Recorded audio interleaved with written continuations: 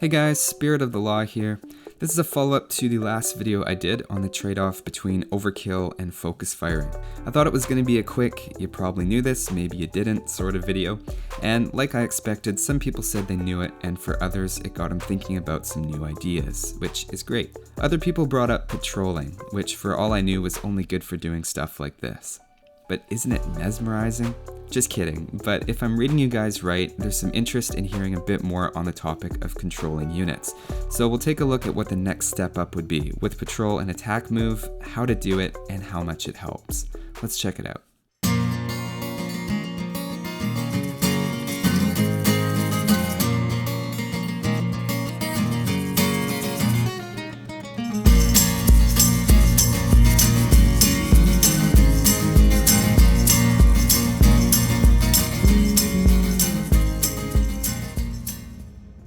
Before I start, let me say this isn't a specialty of mine in any way, so it's just going to be a beginner introduction since that's where I'm at with it myself, and I'm sure there's lots of finer points other people can add in. I'm only doing this topic because a ton of people asked, so this is totally the blind leading the blind.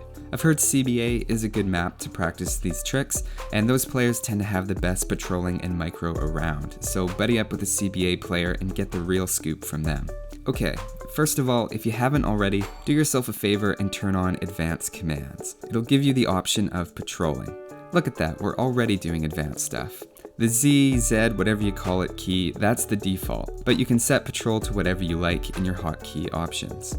Once you have it selected, you can set a point and they walk between the current location and that point, but with the added bonus of attacking any units they come across.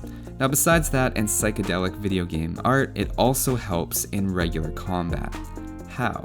Well, if you set the patrol line so that they'll run into a set of enemy units, they'll enter combat much more efficiently than normally possible, whether it's melee or ranged units. Here's a couple of examples. First, we just walk up to the enemy and stop in front of them. My arbalests contemplate life for a moment apparently, and then start firing at the closest unit. If I patrol my arbalests into the same group of champions, you can see they fire right away at the closest unit, though unfortunately they tend to all fire at the same one and waste some shots, which I can live with, but then sometimes spontaneously start patrolling again, which I can't live with. That doesn't happen every time, but if I patrol my arbalests into the group of champions and they seem like they're about to do that, I can press the stop key once they're engaging and they won't do that random spontaneous patrol thing. Of course, in reality, you wouldn't be standing there with your arbalests in front of champions, but we're just looking at the mechanism right now. Now to test that mechanism a bit more, it looks like when they're patrolling they attack the nearest unit, even if different units are attacking them directly, though buildings, including watchtowers, are ignored if there's any units in range. Now if, with my melee units, I target one specific unit, they all rush towards that one, pushing past any enemy units in their way regardless of how much damage they're taking. With melee units, this can mean a lot of wasted opportunities to attack other units. If I patrol them, they're hyper-vigilant and willing to stop the patrol to engage the closest enemy units, giving a lot less awkward start to the battle because they're seeking out targets from the get-go. Basically what you're exploiting is the fact that if you tell them to go somewhere, they follow that command to the end, and then auto-attack. During a patrol, the auto-attack kicks in and overrides the patrol command when there's an enemy unit nearby, which we could think of as being a low priority command so you can get them moving, but without the tunnel vision of a normal move command. In the previous video, that was basically included in the non-focus firing test, since when I started the test in the scenario editor, they automatically attack the nearest unit, just like with patrol. In fact, you'd have to use patrol to have the battle start that smoothly. Something worth knowing is there seems to be a delay after you patrol before they'll engage for a couple of seconds. Up close, this is a problem, because your units will start walking through the enemy without doing anything, so once you're actually engaged at relatively close range, it's not the time to start patrolling. You need to use it as you approach the enemy to get the desired effect. Again, this is all beginner stuff, and at high levels it seems like players incorporate different stances into this and do a combination of tactics. Especially on water, there seems like some other patrol tricks going on. The point is, don't feel like an expert quite yet. Now a few years ago we'd be done here, but there was this attack move added in the HD expansions, but I seem to now have in regular HD, so maybe it's there too now. Either way, it didn't exist in the original game. Maybe you have it, maybe you don't, depends on what version you have, so maybe double check. If you do have it, it's basically meant to do what we sort of abuse patrol to accomplish. It's a pretty intuitive idea of having the units do the automatic attack thing of patrol, but without the walking back and forth. Using it, you can tell them to move toward the enemy and they'll auto-engage, and when they're done, they'll go to where you told them to and they'll just hang out there. It's a bit more than that though, because it also doesn't have the delay time of patrol. We can see here if I'm patrolling, they don't immediately engage the enemy, whereas if I use attack move, it's a much faster response, but otherwise behaves the same way. There's also a few bugs to know about it. First of all, they sometimes do 3 shots and then keep walking, whether or not the enemy is dead, and other times when you use the attack move, they seem to get stuck.